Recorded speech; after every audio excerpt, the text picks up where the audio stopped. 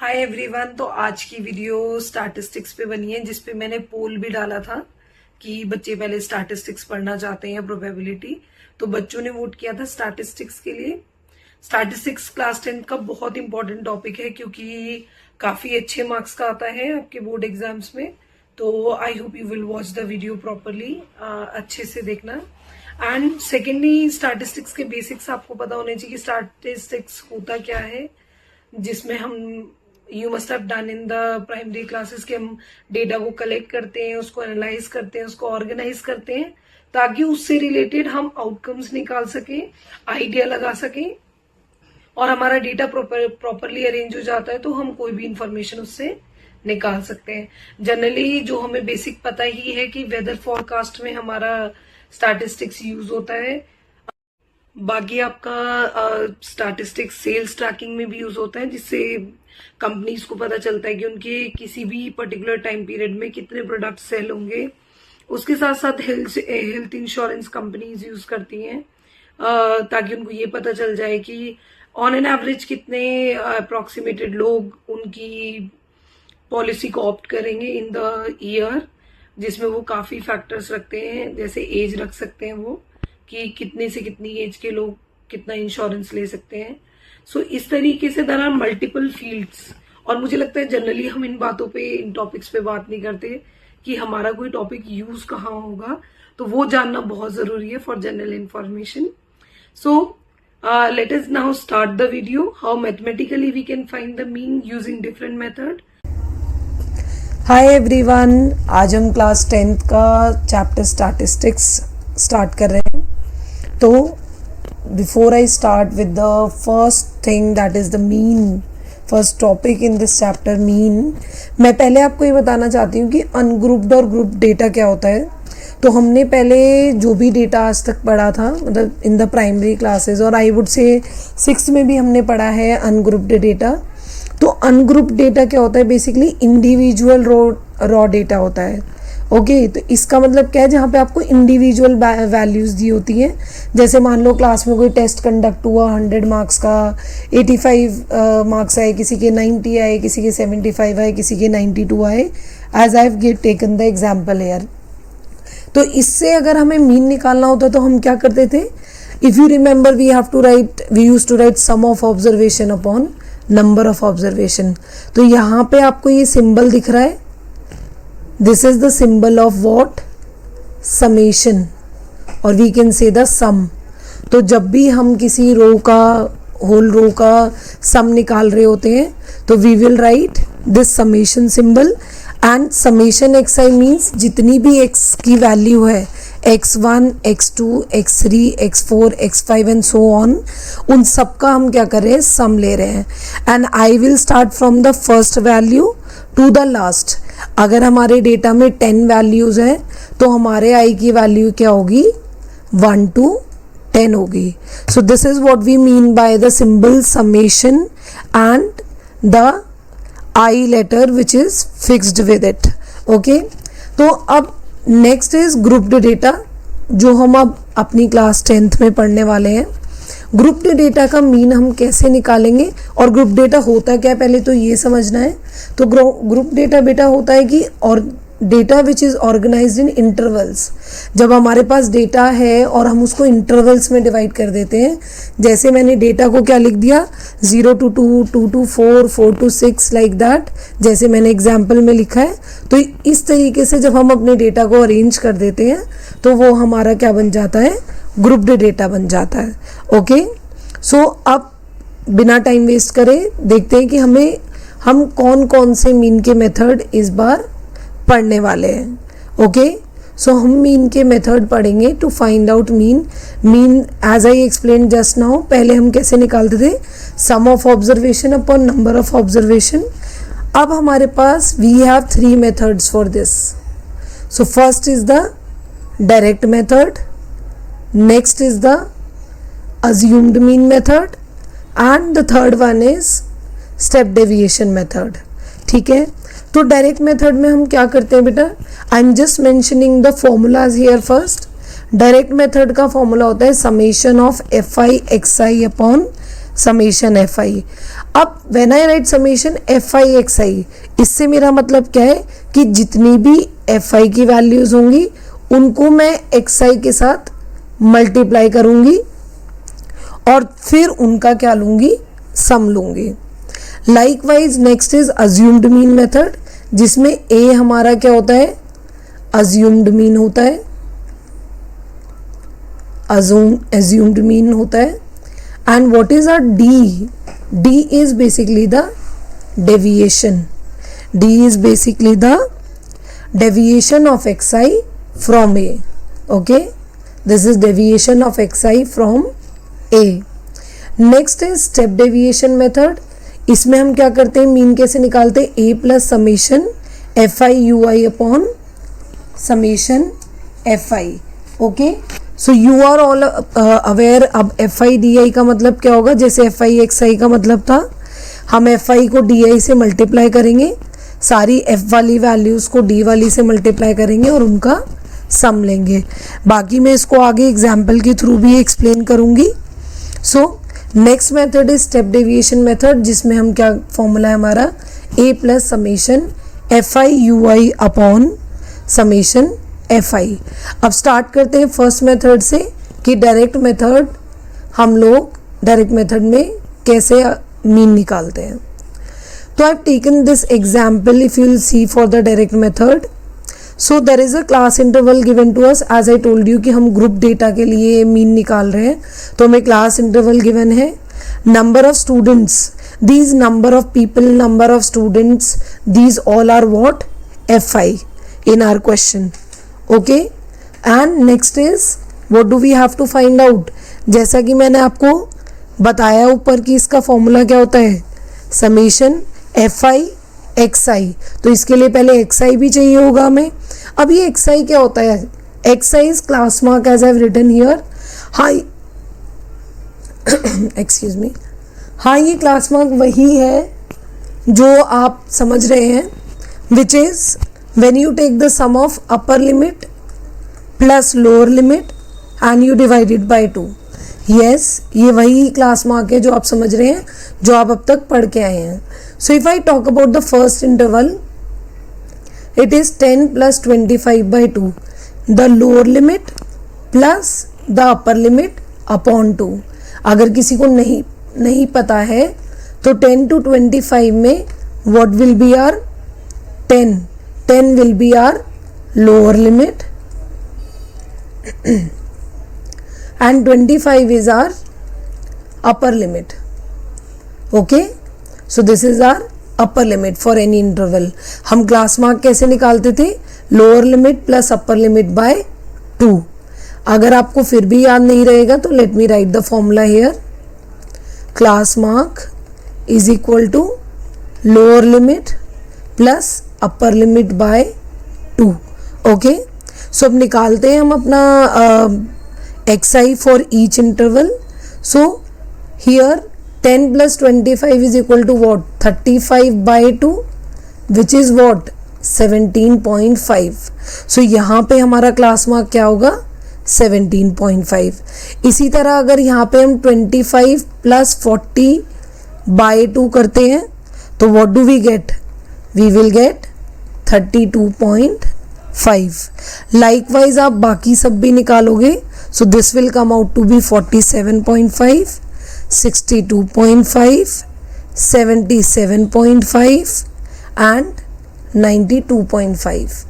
Okay, now what we have to find out is FI/XI। FI/XI का मतलब है कि FI को हमें XI से मल्टीप्लाई करना है, मतलब for each interval, for each observation we have to find FI/XI। तो फर्स्ट वाले FI/XI में हम क्या करेंगे, वी विल मल्टीप्लाई 2 विद 17.5, है ना, क्योंकि हमारा FI क्या है 2 है और XI क्या है 17.5 है, तो ये हमें क्या दे देगा, 35 वैल्यू दे देगा। ओके, इसी तरह हमारा FI क्या है 3 for this and this is 32.5। अगर 3 को आप 32.5 से मल्टीप्लाई करोगे तो आपका आंसर आ जाएगा 97.5। इसी तरह आप बाकी भी सो ऑन कर सकते हैं।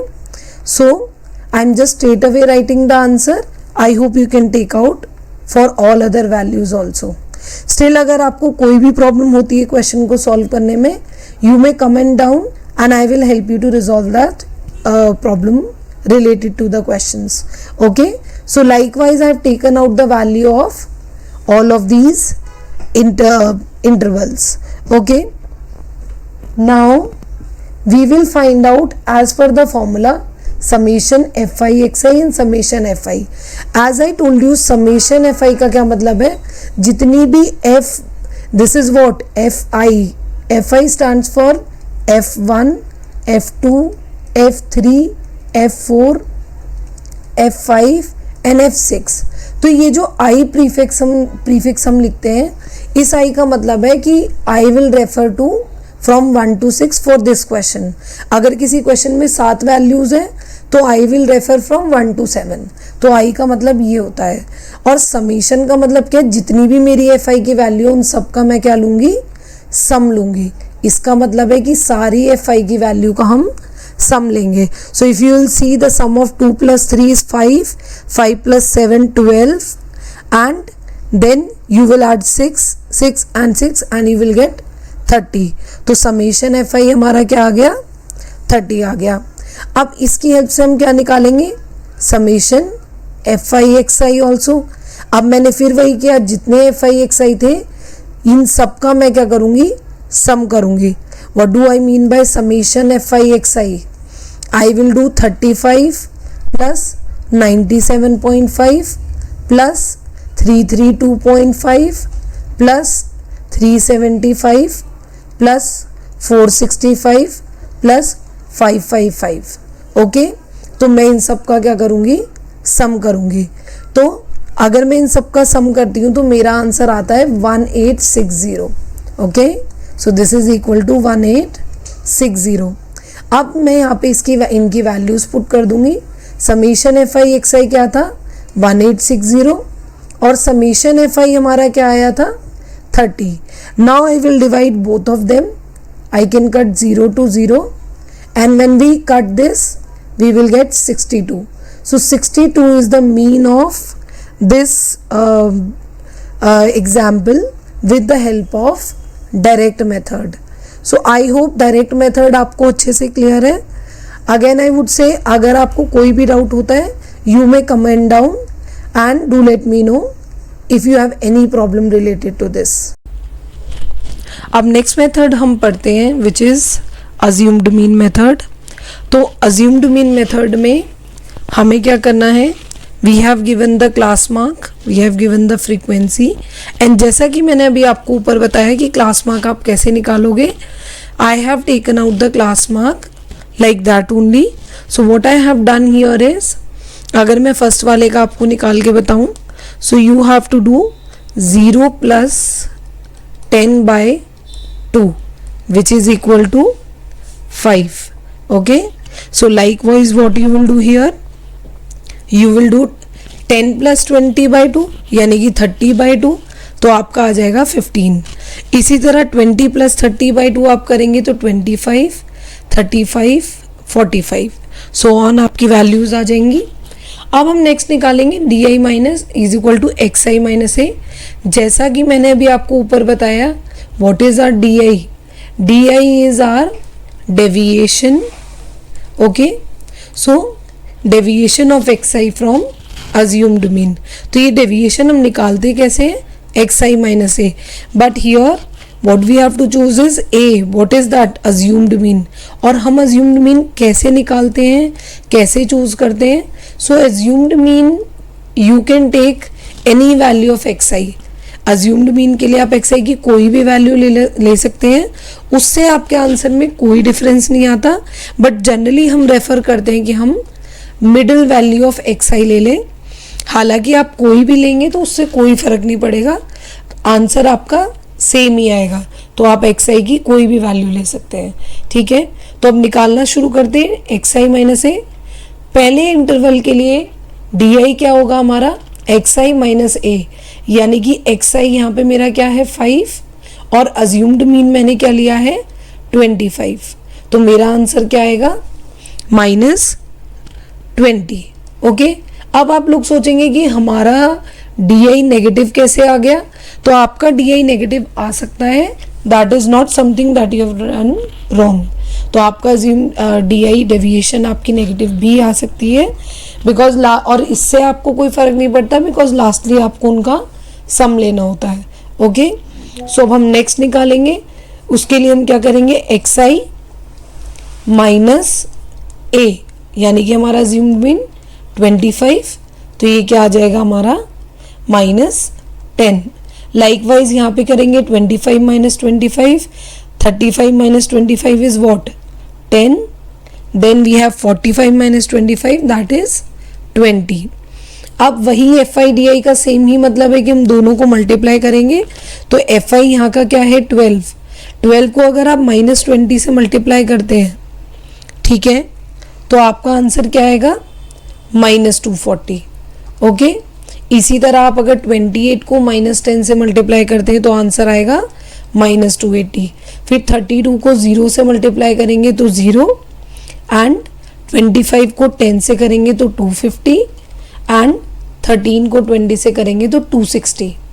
यहाँ पे अब हम क्या निकालेंगे, क्योंकि हमारे फॉर्मूला में देखिए क्या है, समेशन FI/DI, तो FI/DI निकालेंगे हम।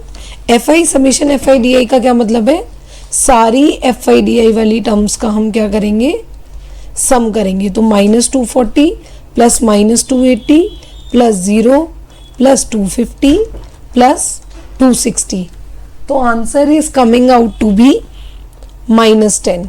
ओके, अगर आपकी नेगेटिव में आंसर आता है तो उससे आपको घबराना नहीं है, ये नहीं सोचना कि आपका आंसर गलत है, it can be negative as well. Okay, answer आपका नेगेटिव नहीं आएगा, बट इसकी वैल्यूज आपकी नेगेटिव आ सकती हैं।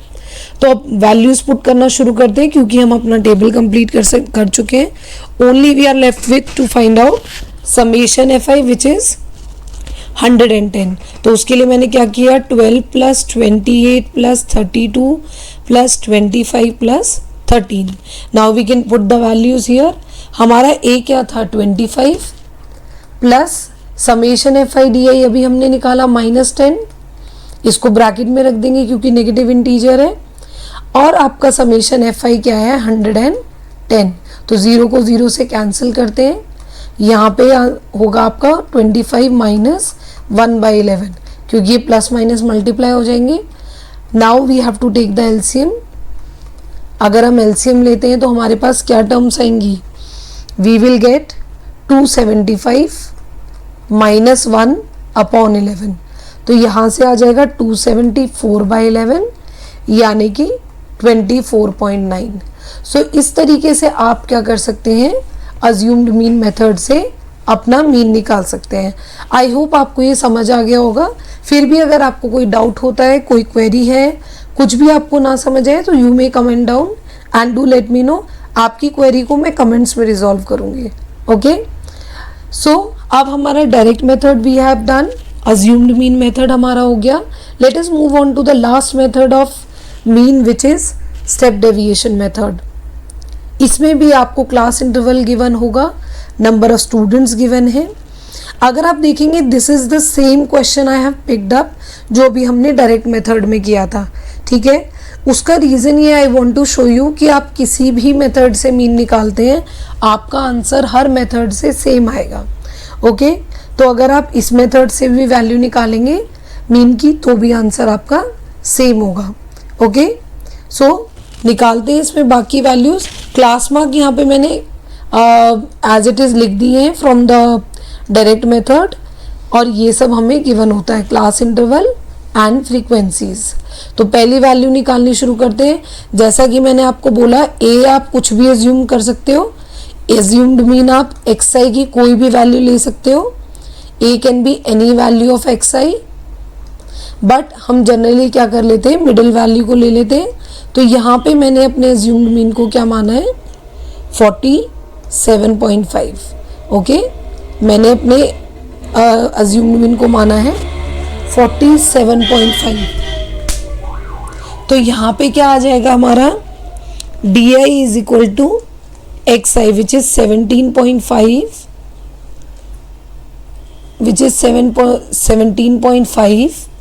माइनस 47.5, ओके, 17.5 माइनस 47.5, तो आपका क्या आ जाएगा यहाँ पे -30, ठीक है। तो DI आ गया आपका -30। लाइकवाइज यहाँ पे आ जाएगा -15, 47.5 माइनस 47.5, क्योंकि XI हमारा क्या है 47.5 और अज्यूम मीन भी 47.5, तो ये क्या हो जाएगा 0। आई मे राइट हियर ऑल्सो, तो ये भी आपका क्या हो जाएगा 0। अब इसके बाद आप क्या कर सकते हैं 62 minus 47.5 which is okay, so which will be your, sorry here the class mark will be 62.5, so 62.5 minus 47.5 is 15। likewise यहाँ पे आपका आ जाएगा 30 और यहाँ पे आपका आ जाएगा 45, ओके। नेक्स्ट हमें निकालना है UI। What is UI? UI अभी मैंने आपको बताया नहीं था। UI is also your deviation, इसको हम बोलते हैं unscored deviation, okay. So this is our unscored deviation from assumed mean, okay. सो इसका फॉर्मूला होता है XI minus A upon H, okay. What is H here? H is basically the class width. Class width मतलब 10 और 25 के बीच में आपका कितना गैप है, दैट इज 15, तो ये आपकी होती है H which is class width. Class width आप पहले भी पढ़ चुके हैं स्टैटिस्टिक में। आई वुड से कि जब से आपने पढ़ना शुरू किया होगा स्टार्ट्स, पहले आप यही चीज़ें बेसिक्स पढ़ना शुरू करते हैं, class mark, range, class width, इसी से आप स्टार्ट करते हैं स्टैटिस्टिक्स को पढ़ना, ओके। आई बेसिक्स मतलब from 5th 6th and onwards, starting वैसे हम पाई चार्ट से करते हैं, ठीक है। तो अब यहाँ पे निकालेंगे XI minus A upon H। अब देखो XI माइनस A क्या होता है, DI होता है, तो DI बाय H निकालना है बेसिकली हमें। करते हैं DI by H। What is DI here -30, और उसको किससे डिवाइड करना है हमें 15 से, तो यहाँ क्या आ जाएगा -2। अब DI है -15 और H है 15, अगर आप इनको डिवाइड करेंगे तो आ जाएगा -1। DI है 0 एंड H है 15, तो 0, एंड लाइकवाइज आपके यहाँ पे आ जाएगा 15, this is 30, I am so sorry, this is 0, then I have 1, then I have 2, then I have 3, okay। now we will find out FI UI same as before। FI की value को UI से multiply करेंगे, तो FI है हमारा यहाँ पे 2 और UI है -2, तो यहाँ आ जाएगा हमारा -4। लाइकवाइज FI है 3, UI है -1, तो -3, FI 7, UI 0, तो ये भी 0, सो ऑन, ये 6, ये 12 and this will be your 18 because 6 into 3 is 18। अब हम समीशन FI UI निकालेंगे, यानी कि इन सब का सम करेंगे हम, तो सबका सम करके हमारे पास आएगा 29, okay. And submission FI I have already written, this is 30, okay. So अब हम अपनी वैल्यूज अपने फॉर्मूला में पुट करते हैं। A जो कि हमने माना था assumed mean 47.5, summation FI UI जो हमारा क्या आ रहा है 29 upon summation FI which is 30 and into H is again same class width. बेटा यहाँ पे आपको बहुत ध्यान रखना है कि आपको जो H है वो summation FI UI upon summation FI से ही मल्टीप्लाई करना है, ठीक है। डोंट फॉरगेट कि A आपका ऐड होगा इस पूरी क्वांटिटी से, ओके। H को A के साथ मल्टीप्लाई नहीं करना है, तो इन छोटी छोटी चीज़ों का हम ख्याल रखेंगे तो हम अपने स्टैटिस्टिक्स के क्वेश्चन को गलत होने से बचा सकते हैं, ओके। सो इसको सॉल्व करते हैं, ये आ जाएगा 47.5 प्लस 15 इंटू, अगर आप 29/30 निकालेंगे तो 0.967 आएगा, एंड अब इसको आप सॉल्व करते हैं तो 47.5 15 into 0.967 is equal to your 14.5 और यहाँ से आपके पास आ जाएगा 62 दोनों को ऐड करने के बाद। तो आप देख सकते हैं कि इससे भी आंसर आपका 62 आया है with the same question, and direct method में भी हमने इसका आंसर क्या निकाला था 62। तो अब क्वेश्चन हमारा अराइज होता है कि why we are using 3 methods. अगर आंसर हमारा एक डायरेक्ट मेथड से भी आ रहा है जिसमें कैलकुलेशन इजी है, और हमारा स्टेप डेविएशन से भी आ रहा है जिसमें हमें मल्टीपल कॉलम्स बनाने पड़ेंगे, तो बेटा जितनी आपकी स्मॉल वैल्यू होगी you can go for the direct method. Small value से मतलब ये है मेरा स्मॉल डेटा होगा आपका, ओके। जितना आपका डेटा बड़ा होता जाएगा आप you will go for assumed mean, और अगर आपके डेटा की वैल्यूज बहुत ही बड़ी है तो you can go for step deviation. तो आपका क्वेश्चन स्टेप डेविएशन से इजीली सॉल्व होगा for the larger values then as compare to the direct method. हो आपका डायरेक्ट मेथड से भी जाएगा, आंसर दोनों से सेम आएगा, बट अगर आप बड़ी वैल्यूज के लिए स्टेप डेविएशन ऑप्ट करेंगे या अज्यूम्ड मीन ऑप्ट करेंगे तो आपके लिए थोड़ी कैलकुलेशन करनी पड़ेंगी, बट आपके लिए ईजियर हो जाएगा लास्ट में आंसर निकालना, okay. So this is how you can go understand mean, 3 methods of finding mean. I hope you understood it. If you will have any doubt related to how to find mean by any of the method, you may comment down and do let me know if you have any doubt related to this. I will resolve it in the comment box only. I hope you liked the video and find it useful.